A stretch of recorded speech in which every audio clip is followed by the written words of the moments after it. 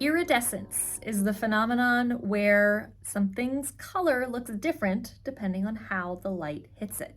You see it in butterflies, on feathers, and on the precious stone, the opal. That opalescent quality is what inspired the LA Guitar Quartet's latest album, Opalescent. I'm Colleen Phelps. In this look behind the playlist, William Kanengiser from the LA Guitar Quartet on playing with color. I think of guitar as such a shimmery instrument. So the name opalescent really struck me as perfect for a guitar album. Can you talk about the choice of that title? Well, I love that you caught that idea about guitar. I think especially classical guitar, it has this sort of it can have brightness, it can have darkness, it can have this incredible range of tone and color. But specifically for this recording, we did a piece by a dear friend of ours who passed away a few years ago named Philip Houghton, a composer from Australia, and he wrote a piece called Opals.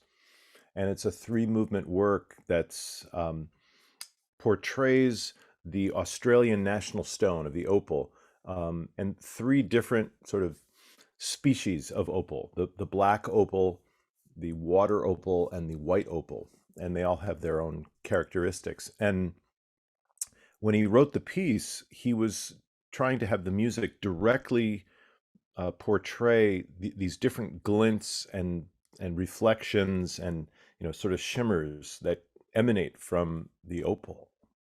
And one of the things about Phil was he was a synesthete. So for him, when he heard a specific musical tone, that was a very specific color. So in the score, he actually wrote like very specific, you know, like this is aquamarine. This that F sharp is a glint of yellow, and of course I don't have that ability, but I think the overall effect of this piece um, is very coloristic and evocative, and that sort of started the whole idea of, well, what other pieces might also in some way reflect this intermingling of light and sound, of color and musical tone. And so we found a collection of pieces that I think do reflect that. And you did reflect it in the album art. And I know you're very proud of the album art. Can you tell us a little bit about it? Yeah, well, I, when you hire your own daughter to do the art for your album, there's always this kind of nepotism thing, but my daughter is a VR game design artist. She and her partner and business partner, Max, they're a company called Freeform Labs, and they do sort of high end VR, 3D game design. And when I told her about this project, she was like, "Well, maybe we can make a three-dimensional opal." And she actually made three different kinds of opals on the computer that reflect actually the three opals of Phil Houghton's. And so the cover art is actually one of those opals. And I don't know if you've seen the little trailer that, it's a very brief little trailer, and that's the black opal, and it's sort of rotating. Some people say it looks more like a planet than an opal, but anyway. But she's still working on the other two opals, getting them animated. But it was really fun to just sit there at her computer while she's on this. She did it mostly on this program called Unreal, which is a VR game engine thing. And I'm like, it's just Greek to me. She's like moving these little boxes around, and all of a sudden the colors are changing, and oh, let's do the lighting. But I'm pretty happy with how it came out, actually. It's easy to forget because opals look so ethereal. It's easy to forget that they're a real earth stone. Yeah, And did the connection, and I'm thinking of this because it does look it you're right, it does look a little planetary. right. Did the connection to Earth Day and the release timing and opals and this sort of earth generatedness all come together? I would love for it to sound like we really have our act together, that we thought of Earth Day when we did this, but it was a sort of random thing that came out around Earth Day. But there is something like little blue planet, kind of vibe to that cover. It's funny. The original CD designer, my daughter did the art, but then we used this wonderful artist. It's Her name's Natasha Brito. And originally we just had a black background, and it really did look like, planet floating in space kind of thing. And then we grounded it by putting it in a sort of a bed of black sand to make it look a little more terrestrial, if as it were. But hey, if the idea of the stone becoming a kind of glowing planet, and gets us thinking about what's going on our planet, that's great.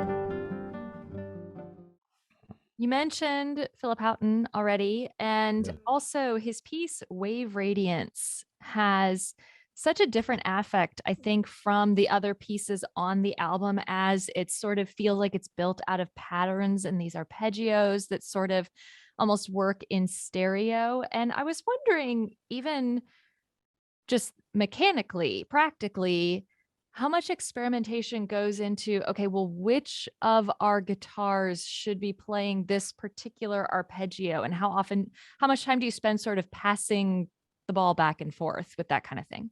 It's really great observation, because one of the challenges with four guitars is, we're not a string quartet, or a woodwind quintet where, we've got different ranges or different specific colors. We're all playing the same instrument, except John Dearman has a 7-string guitar, so he can play a little bit lower bass part sometimes. So deciding like who should play what, how we divide things up, and how to use the spatial potential of the group is, an interesting like aesthetic consideration that we have to take. And I see it as a liability and a benefit. The fact that we're all playing the same instrument means there's a danger of it becoming homogeneous and washed out. But there's also this idea that any one of us can be the primary melody, the accompaniment, the drum set, the bass player. Like we can change roles and move things around, and have a duet do this and another duet echo it, that kind of thing. So it's something that even especially in the arrangements that we do, I've created a number of arrangements where, I can decide like who's going to play what. There are certain predispositions, I would say, to each member that, like, some things that is like their strong suit, or the color of their guitar is like perfect for this thing. Um, but ideally everybody can do what we all need to do. In that particular piece, Wave Radiance, which is a really special work, that is, I think you picked up that it's quite different from anything else on the record vibe wise. It's one of the most minimalistic, phase oriented pieces than we've done for many years. And it really kind of explores this idea of this repeating little patterns that slowly modulate over time, and then other ones come in over it. And I think what Phil Houghton was trying to do there was to have your, in your mental picture, in your mind, of these slowly morphing light waves. And we didn't deliberately say, okay, we're gonna divide it up this way or that way, but he originally wrote that actually as a duet, and then he added the other two parts. So John and Matt kind of are in the center of the group. They're if, as you look in the stereo field, they're chair 2 and 3, so they're in the center, and then Scott and I are on the fringes, as it were. And so we're doing that other thing. So if you listen with headphones, it is sort of immersive. But it's a pretty crazy piece, that when we first thought about doing it, it's like, wow, are people gonna think this is really weird? Because like in a way, nothing happens for a long time, and then you don't realize it, and then whoa, something changes, and the way it drifts off, we're just repeating this little high harmonic. It just this little wisp of a thing. I like to think of that as being the bonus track on the record.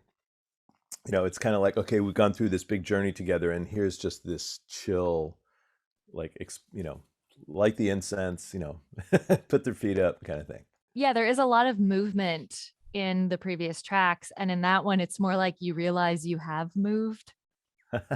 That's great.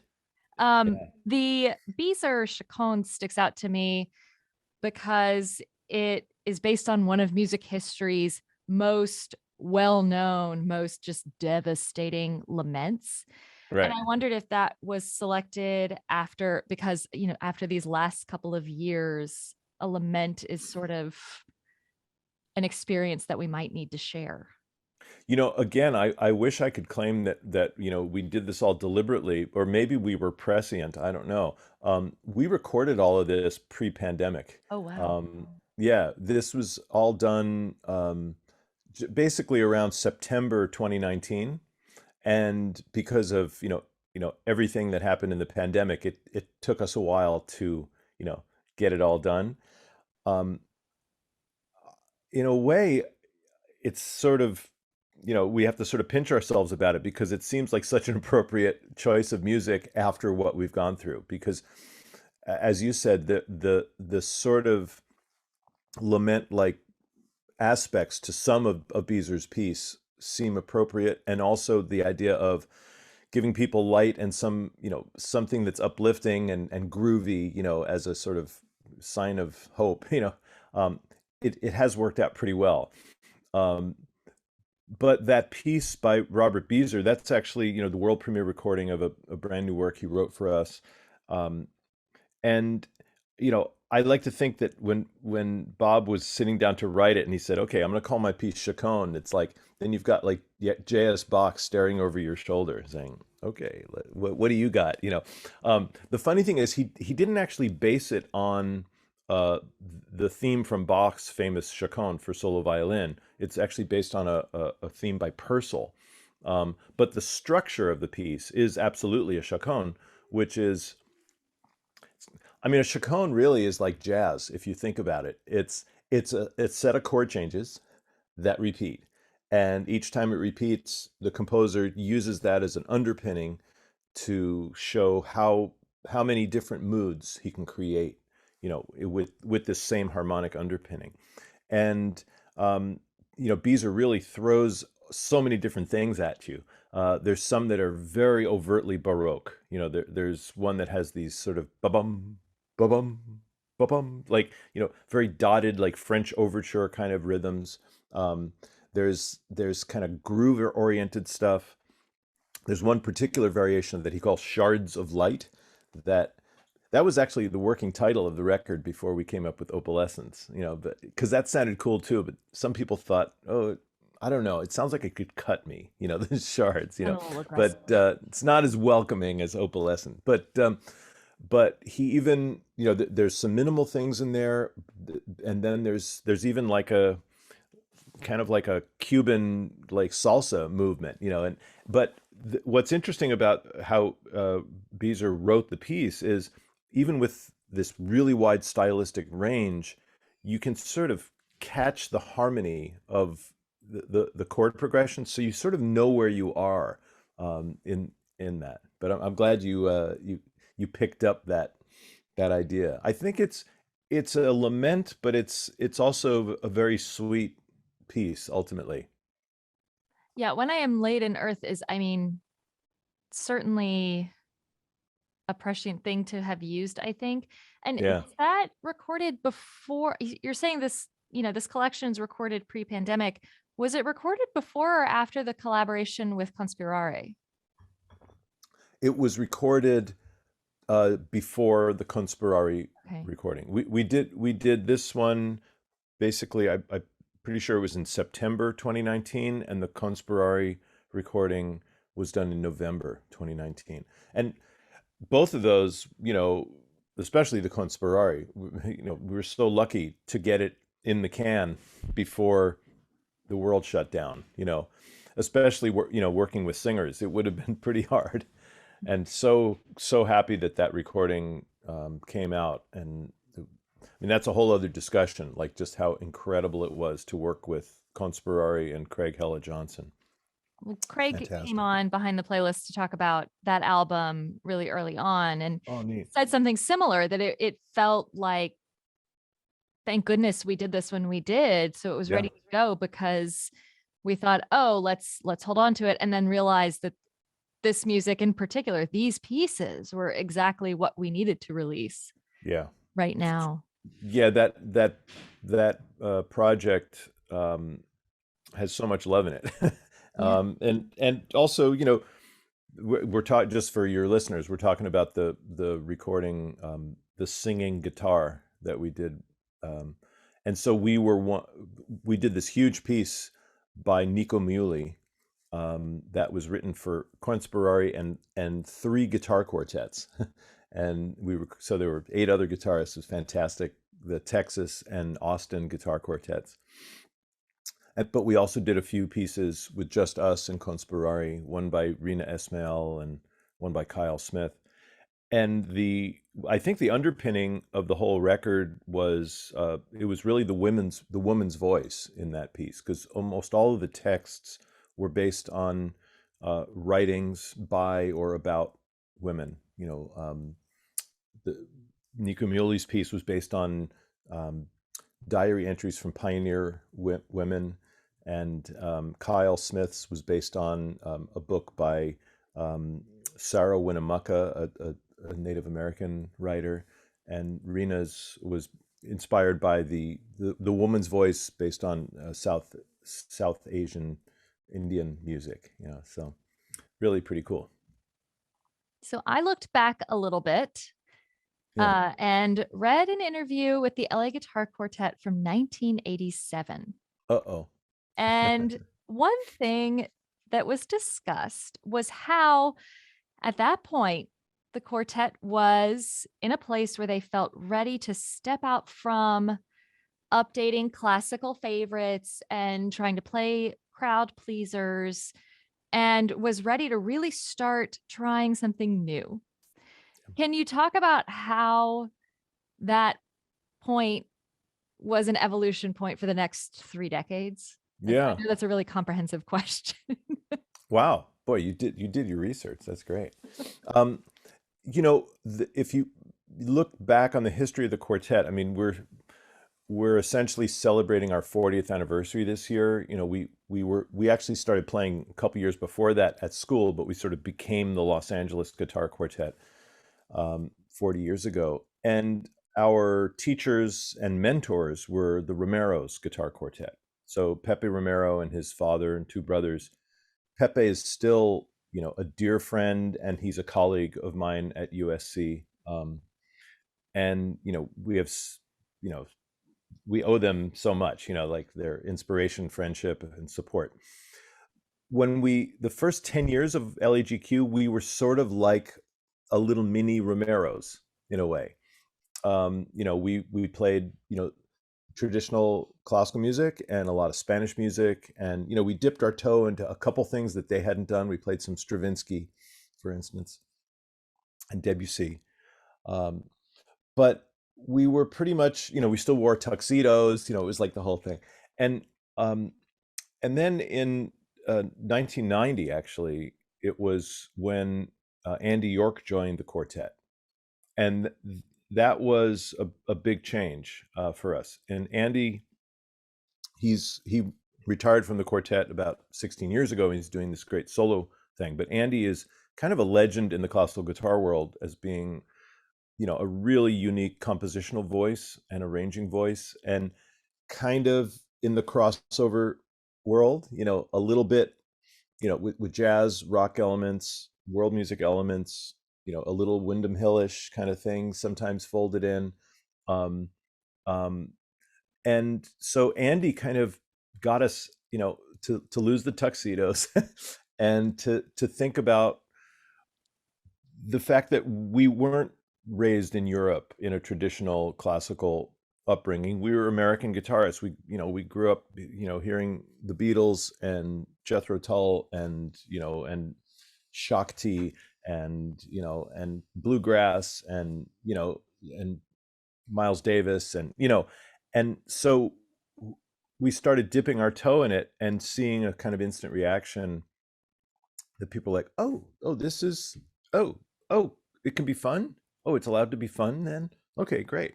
And we didn't do it so much as, oh, this is a really important career thing. Like if we do this, then people like, it was just this, it was music we really liked, and that made us, happy.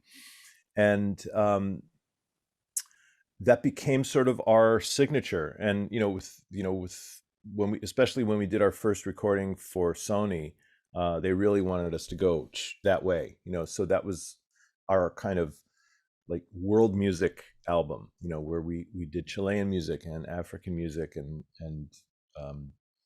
I even wrote a piece that was trying to make us imitate a gamelan ensemble, and doing sticking all kinds of weird things on our strings to make them sound different.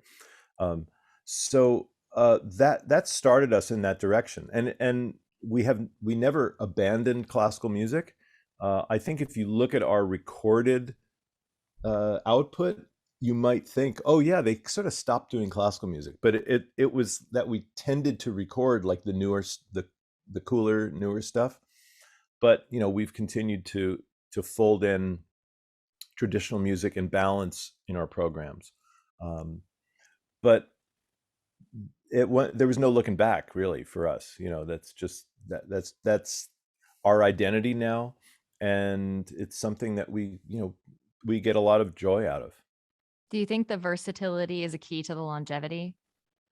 I think so, and I think it's also the fact that we all like study different styles of music than just classical. Like we all have backgrounds. I was kind of into rock and roll when I was in high school. I had really big hair. I was like, Scott, when he was in his teens, he was touring with a flamenco ensemble and played in a Greek band. John was like a huge Chet Atkins fan, and played, that kind of stuff. And Matt, who replaced Andy, like Andy, is a super accomplished jazz player, like top, high level jazz player. But Matt also, he sort of grew up in the shadow of hee haw because his mom is a very famous fiddle player. Her name's Jenna J, and she was on hee haw, and she was married to Buck Owens for a while. So he's totally immersed in like bluegrass and country, and jazz. And so I think the fact that we've played all these different styles, we really like different styles. It's not like, we're a classical group and then we're saying, okay, let's now try to do this. And it always feels like a little stuffy, I think sometimes, or just like, not quite. But, hopefully when we try to swing, we can swing. That's my goal. I think that's a goal to live by. It is the end of April, so somewhere out there are a bunch of 18-year-olds deciding to go to music school and which music school to go to and what they're going to try to do while they're there. As someone who really did find your sort of niche in college, what piece of advice do you have to that new student? Wow, I can't believe you mentioned that right now, because literally I'm on the faculty at USC, the Thornton School of Music, and literally like today we have to get our final decisions from our grad students, like whether they're coming to USC or not. And then in 2 weeks, we undergrads. So literally I have to make some recruitment calls as soon as I hang up the phone, like why you should come to USC. So my advice to any aspiring music student is you should come to USC. I know that sounds just a little bit, On the actually, underwriting bill later. I know. But one of the things that's pretty cool about the program is the USC has fully embraced the future.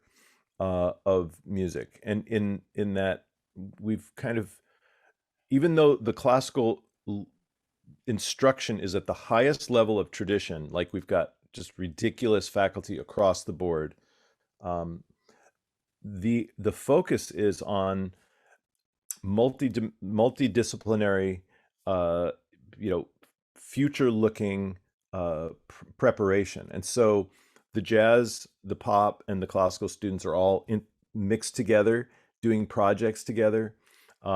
Students are learning about, recording techniques and video techniques and social media and career development and arts leadership, and a lot of skills that we, for a long time, music conservatories are like, we are going to train people to be unbelievable players, and then good luck. When you leave the door, good luck. Now, can we guarantee that everybody is going to have a career in music? No.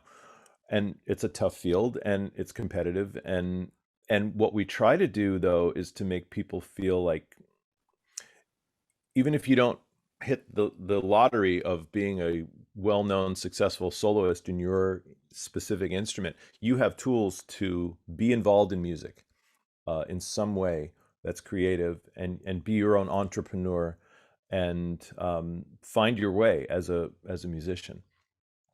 I will also say, I have to sort of put on my hat as the chair of the wellness committee at the School of Music, that we have a really strong emphasis in not just how does this person's fingers or larynx work to produce what we want them to produce, but what about the whole person? Like, what's going on there?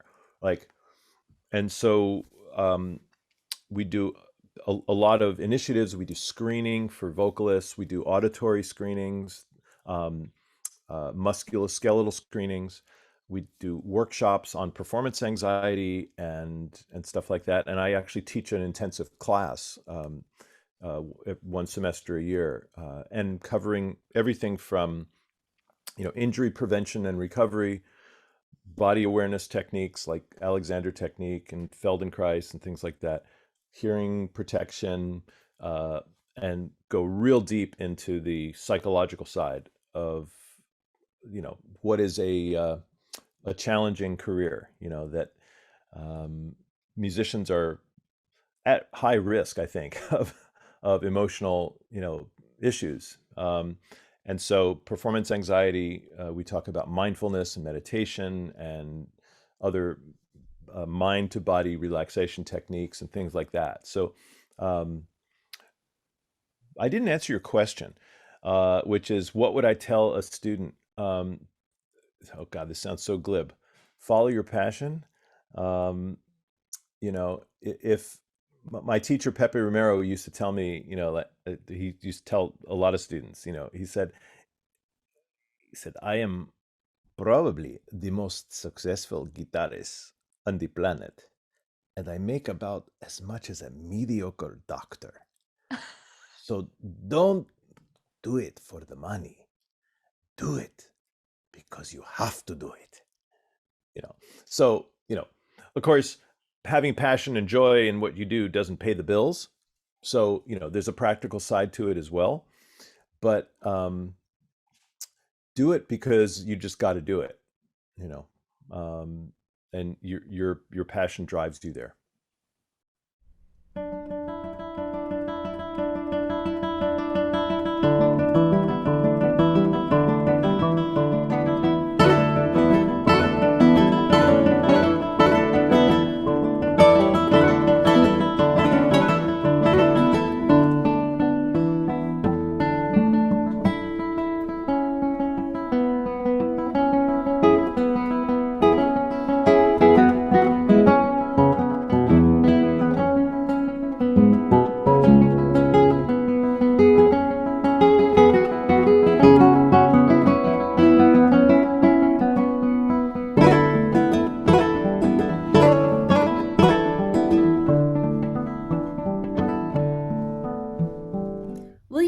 Kanengeiser's student, Grigory Koval, is raising funds for his fellow guitar students in Ukraine. You can read more about that in a link that we'll provide in the video description. Opalescent from the Los Angeles Guitar Quartet is available wherever you stream music, and of course you'll hear it on 90.5 WUOL Classical Louisville.